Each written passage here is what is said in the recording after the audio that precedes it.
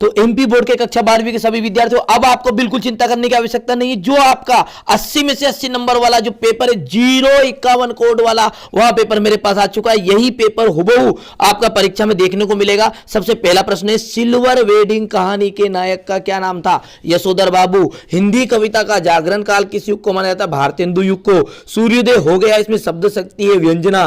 और तुलसीदास के अनुसार पेट की आग को कौन बुझा सकता है? तो भगवान श्री राम। चलिए अगला पढ़ते हैं। टीवी पर जो प्रसारित खबरों में से सबसे महत्वपूर्ण कौन सी है?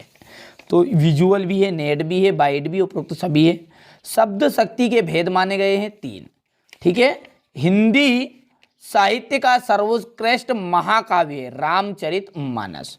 जिन छंदों में मात्राओं की गणना की जाती है वे मात्रिक छंद कहलाते हैं। रेडियो को श्रोताओं से संचरित माध्यम माना जाता है। महादेवी वर्मा ने रिक्तिस्थान पत्रिका का निःशुल्क संपादन किया। महादेवी वर्मा थामा। ठीक है। इसके बाद में यहां से छठा देखिए, फांसी जैनेन्द्र कुमार का प्रसिद्ध रिक्तिस्थान कहानी संग्रह है। रवि जो है पूर्व से निकलता है, इसका शब्द रूप शुद्ध रूप क्या है? रवि पूर्व हो जाएगा। रेडियो नाटक सीमित मात्र हो गया।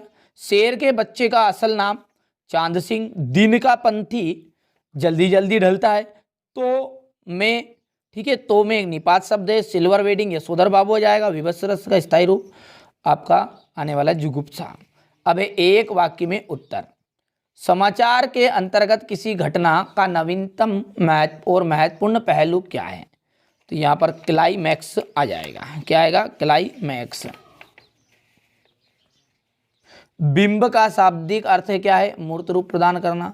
सिंधु घाटी सभ्यता में कौन कौन से फल उगाए जाते हैं? खजूर और अंगूर। किसंदा का वास्तविक नाम क्या था? कृष्णानंद पांडे। कवि की किस कवि की पहचान बिंब धर्मी के रूप में की जाती है? तो शमशेर सिंह बहादुर। चलिए इसके बाद में यहाँ से देखिए अगला का निपात आ जाएगा। और शब्द गुण में कितने प्रकार होते हैं? 3 प्रकार होते हैं। पहला एकदम सत्य हो गया, दूसरा सत्य हो गया, तीसरा सत्य, चौथा जो आपका गलत रहेगा, पांचवा आपका गलत और छठा आपका असत्य रहने वाला है। ठीक है। भक्ति काल को हिंदी साहित्य का स्वर्ण युग, ठीक है, क्यों कहा गया है? प्रयोगवादी कविता की कोई 2 विशेषताएं बताइए। कविता के संदर्भ में बिना मुरझाए महकने को क्या कहते होंगे?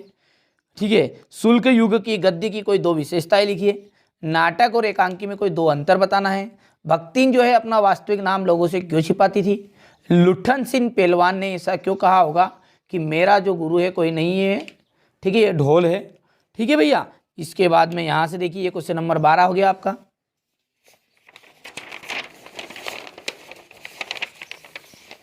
यहां पर क्वेश्चन नंबर 13 है। क्वेश्चन नंबर 14 महाकाव्य का परिचय देना है। शांतरस को परिभाषा उदाहरण सहित है। ठीक है। ये क्वेश्चन नंबर 16 हो गया आपका। ये 17, 18, ये 19,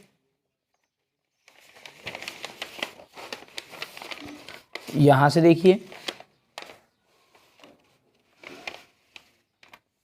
ये क्वेश्चन नंबर 20। अब देखिए क्वेश्चन नंबर 21 यहां पर है। ठीक है। ये क्वेश्चन नंबर 21 का अथवा है। उत्तर पुस्तिका के पूर्व मूल्यांकन हेतु सचिव माध्यमिक शिक्षा मंडल भोपाल को एक आवेदन पत्र लिखना है। अपने मित्र को छोटे भाई के जन्मदिन दिवस पर आमंत्रित पत्र लिखना है। ठीक है। ये क्वेश्चन नंबर आपका 23 है। ठीक है। टोटल 23 प्रश्न थे। पूरे के पूरे प्रश्न मैंने आपको बता दिए हैं। ठीक है। तो अगले वीडियो में, ठीक है, मैं आपको अलग तरह का पेपर बताऊंगा। 4 तरह के पेपर आप कंप्लीट करिएगा और अच्छे से कंप्लीट कर लीजिएगा।